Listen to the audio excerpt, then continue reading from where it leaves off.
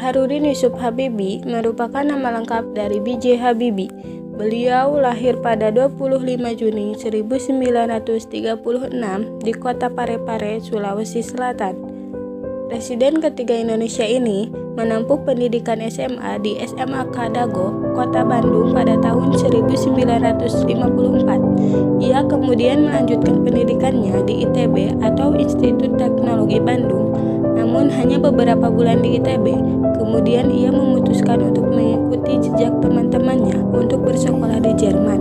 Namun berbeda dengan yang lainnya, ia tidak menggunakan beasiswa dari Menteri Pendidikan dan Kebudayaan untuk melanjutkan kuliahnya di Jerman, melainkan dengan menggunakan biaya sendiri dari ibunya, yaitu R.A. Tuti Marini Kuspowardoyo. Pada waktu itu, pemerintah Indonesia di bawah pimpinan Soekarno gencar membiayai ratusan siswa cerdas Indonesia untuk mengemban pendidikan di luar negeri dan menimba ilmu di sana. Habibie merupakan rombongan kedua di antara ratusan pelajar SMA yang secara khusus dikirim ke berbagai negara. Kemudian Habibie memilih jurusan penerbangan dengan spesialis konstruksi pesawat terbang di Rhein Universitas Teknik Westfalen-Aachen. Setelah beliau kembali ke Indonesia, Habibie kemudian menjabat sebagai Menteri Negara Ristek atau Kepala BPPT selama 20 tahun dan memimpin perusahaan BUMN industri strategis selama 10 tahun. Di tahun 1995, beliau berhasil memimpin proyek pembuatan pesawat yang diberi nama N250 Gatotkaca, di mana menjadi pesawat yang dibuat pertama oleh Indonesia. Pesawat yang dirancang oleh B.J. Habibie ini bukanlah pesawat yang dibuat secara asal-asalan, melainkan sudah dipikir dan didesain matang dengan ilmu yang dimiliki B.J. Habibie. Pesawat yang diciptakannya ini sudah bisa dibilang mampu terbang tanpa oleng berlebihan dengan teknologi canggih dan terdepan kala itu, dan bahkan sudah dipersiapkan untuk bisa 30 tahun ke depan. Untuk melengkapi desain awalnya saja, B.J. Habibie butuh waktu selama 5 tahun. Pesawat ini juga menjadi satu-satunya pesawat yang terbobrok di dunia yang dimana menggunakan teknologi fly-by-wire.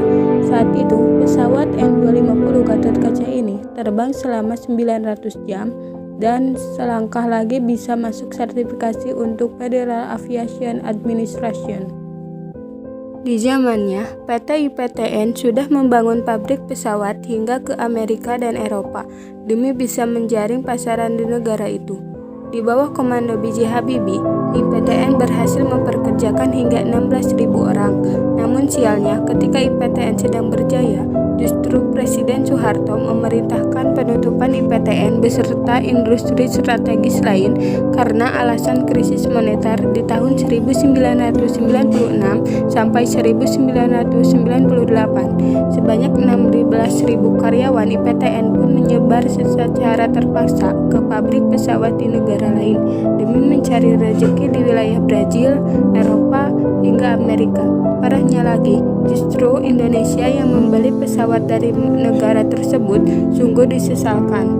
Setelah IPTN ditutup, B.J. Habibie kala itu masih menjadi Menteri Riset dan Teknologi. Beliau kemudian diangkat menjadi Wakil Presiden di tanggal 14 Maret 1998 untuk mendampingi Presiden Soeharto. Namun hanya beberapa bulan setelah beliau menjabat, gejolak politik pun tak bisa terhindarkan dan mencapai puncaknya.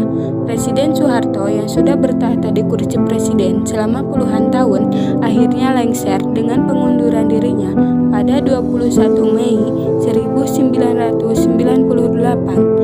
Lengsernya Presiden Soeharto pun secara otomatis menjadikan B.J. Habibie secara resmi menggantikannya menempati kursi nomor 1 di Indonesia. B.J. Habibie hanya menjabat sekitar 1 tahun saja, di mana beliau justru mewarisi kondisi saat Indonesia sedang dalam masa rusuh dan banyak wilayah yang ingin melepaskan diri dari Indonesia.